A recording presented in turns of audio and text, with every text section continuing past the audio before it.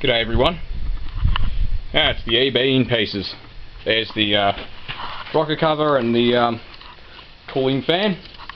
Now really important note, I'll just carefully move that very nicely painted rocker cover out of the way. With these fans on a lot of these cars, and especially on Fords,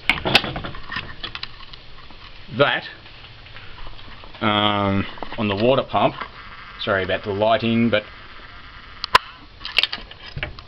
the threaded boss where the fan bolts onto is a left-hand thread, so don't try and undo it like a normal bolt, because it's not a normal thread. It's a left-hand thread. So what I do is get a screwdriver.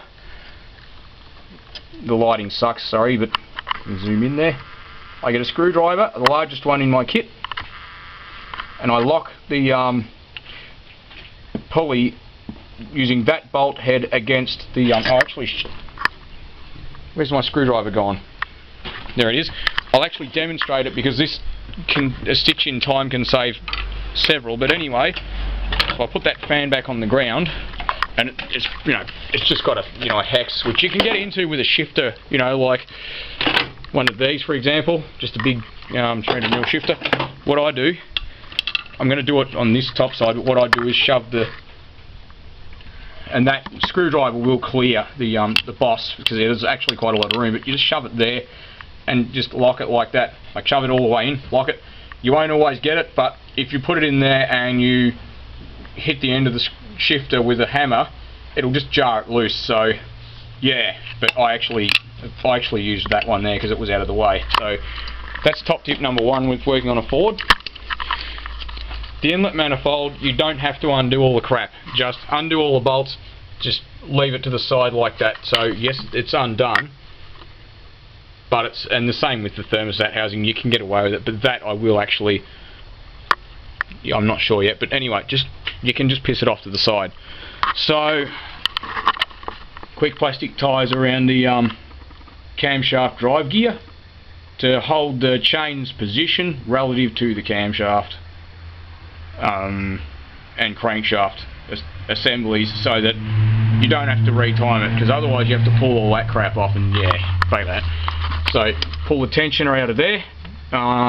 Consult your workshop manual before you work on the timing chain tensioner, because I just unscrewed it and I can't remember what you've got to do, but I think you can just unscrew it, like you can just pull it out, but there's a little bit you got to know to put it back in, and consult your workshop manual.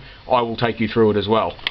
Now you can take the cylinder head off without disturbing, stupid camera strap, without disturbing the rockers, so you can get to all the bolts fairly well. Top tips, okay. Now whether you've worked on cars a lot or not, Coke bottle, label it, because that's pretty obvious they're exhaust manifold bolts. But if you haven't worked on a car before, nothing wrong with having a go, but make sure it's your own car and make sure you're prepared to need a hand. You really should have someone you can ask for a hand. So it's a good idea if you've worked on cars but you haven't worked on a Ford before or whatever. Inlet manifold bolts, clean the Coke bottle and allow it to dry. Yes, there's condensation in the bottle, but it's going to be hot tomorrow and I've left the lid off. So all these harnesses pretty much won't go into the incorrect. So you got one male and one female there. So they won't, the wrong one won't go into the wrong one. Like, you know what I mean? So the power steering bracket bolts on this, I'm not sure what happened, but that's the end of the bolt. I'd say the end of the threads failed. It just, don't know why, not sure, but just kind of, yeah, see, it's just kind of, if I can get it to focus on the bolt and not on everything else. See, it's just kind of knackered, I don't know why, but there you go. So I'm going to be getting 2 new ones of those. The cylinder head we got from Wreckers, it was Wangaratta Auto Wreckers. I can't remember what street they are in, but you can Google them. The head was $77, and this is the old head obviously, because it's still in the car. the head came with everything except for this assembly here. It came with the camshaft but not with the drive gear, obviously, because you do have to pull that out to get the rest of it off. But yeah, use Coke bottles, label the Coke bottles. It's just a good, easy way of doing it, because look, if you use a bucket, trust me, you are going to lose parts. So don't use a bucket. I call it the bucket method. Use bottles, label them, so you know where things came from.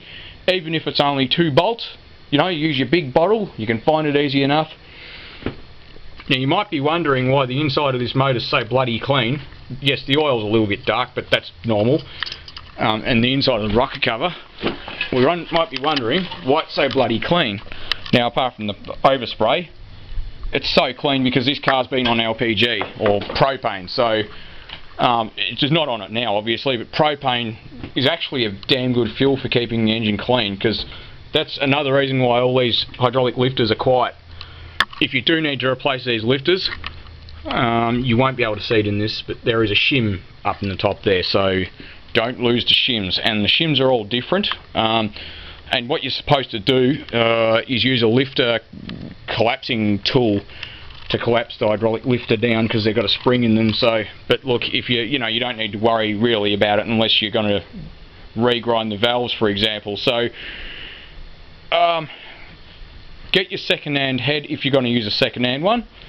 The reason why we're doing it on this sat in the paddock for 4 years with the cooling system half full of water only, and the head's corroded, and I'm not even going to waste my time pulling it off to see if it's worth machining, because it's not going to be as good as a head off a car that didn't sit for 4 years in a paddock, you know, half full of water. So I'm going to use the rocker assembly, because these lifters are really quiet, and I don't want to take chances on lifters that are going to be as noisy as shit. So yeah, stay tuned for more, everyone. And if you've got any questions or comments, feel free to ask or comment or whatever.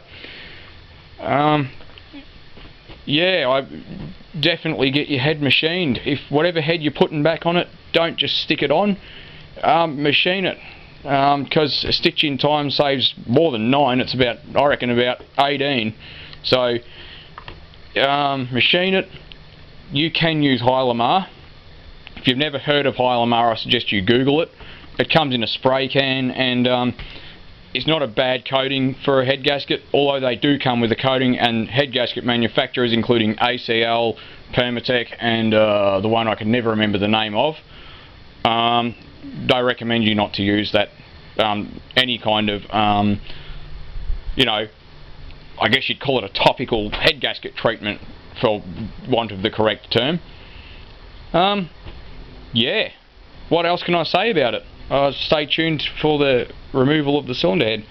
These bolts, of course, I've stuffed in there because they're just fucked anyway. So thanks for watching, guys and girls.